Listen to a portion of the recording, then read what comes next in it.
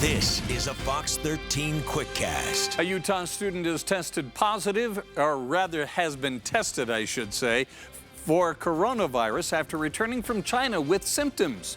Wasatch Academy in Mount Pleasant says that student was tested today after returning from Beijing yesterday with a mild fever and flu-like symptoms. Results will take 2 days.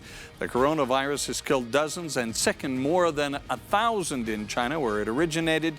Utah has evaluated many people for the deadly virus, but again, so far, no one has tested positive.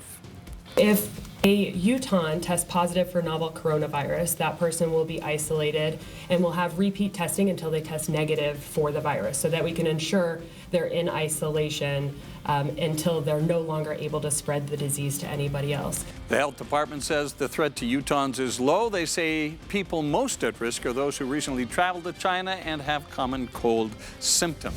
The ACLU has filed a lawsuit against the Utah Division of Adult Probation and Parole, claiming a Rose Park family was the victim of excessive force during a raid in 2018. The ACLU says agents raided the Yanez family home, allegedly for one family member violating his parole. That family member wasn't even home at the time of the raid. Agents ended up using riot shields, tasers, and forcibly handcuffing family members. We allege that during the raid, the family's constitutional rights were violated, and that those agents need to be held accountable for what they did, and that leadership needs to change the practices and patterns that led to that raid. The Utah Department of Corrections, which is part of the lawsuit, says they will not comment on active litigation.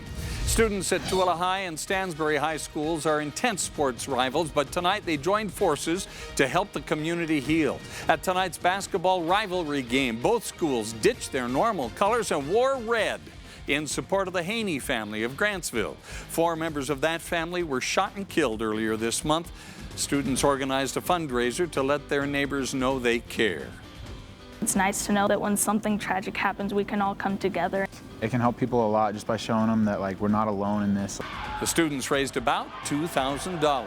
Chad Daybell and Lorry Vallow have until tomorrow to produce Lorry's missing children to a court in Idaho. The prosecuting attorney in Hawaii, where the couple was found, says if they fail to produce Tylee Ryan and JJvalo in person by 5 p.m., the judge there could issue a warrant for their arrest. We will have a crew headed to Rexburg, Idaho tomorrow, and we'll have live updates for you starting on Fox 13 News Live at 4. Breck.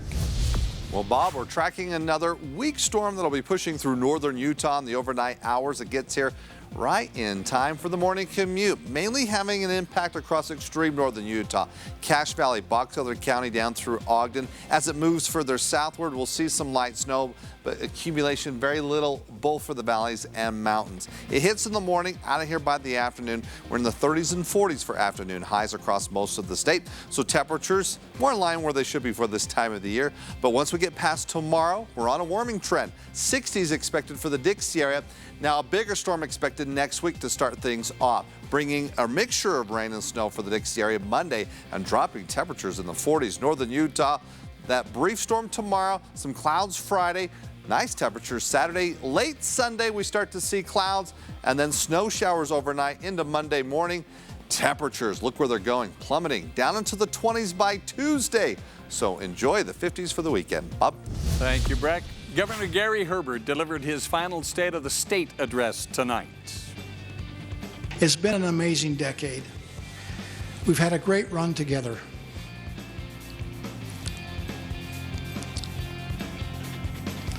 We've seen major challenges, but we've also created solutions and seen unparalleled success. In his State of the State address tonight, the governor focused on the future. He says Utah will have challenges with growth. He called for action to improve mass transit, education, and air quality. Finally, Super Bowl 54 is this Sunday right here on Fox 13. But which team is going to take home the championship? One of the sloths at Loveland Living Planet Aquarium, Draper, made his prediction today. With equal amounts of enticing food in each team's bowl, Dakota, the sloth, picked the Kansas City Chiefs. Dakota made his selection upside down, of course, as sloths are usually always seen hanging upside down. That's the Fox 13 Quickcast. The day's top stories in just 5 minutes. Don't go anywhere. Modern Family starts now.